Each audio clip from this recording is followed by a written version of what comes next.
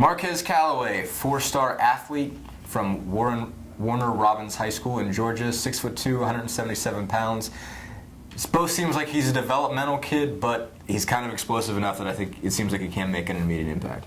Kind of reminds you a little bit of Juwan Jennings and just how versatile he is, how athletic he is, and the fact that ideally maybe he needs some time to develop, but he might be dynamic enough to just find his way onto the field. We've certainly seen it with some of Tennessee's freshman receivers in the past, Preston Williams, guys like that. I think he could kind of follow in their footsteps and at least earn a part-time role of some sort. I think down the road certainly has a chance to really become a good receiver in Tennessee's system. Still not polished at that position, pretty raw, but has all the skills you need to be a good player at that position. Also really interesting because he's an athlete.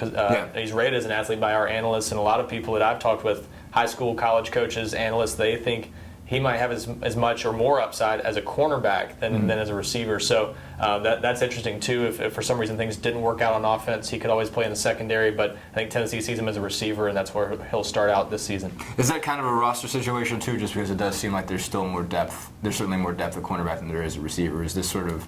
Does he go there for need-based reasons? I think that's part of it. I think he wants to be a receiver first and foremost, and then I think the fact that Tennessee sees him as a good fit for what they do. I think he's got that kind of agility, speed, some of the things that they were missing. I think that they felt like they needed a wide receiver, so I think that's why he goes there first.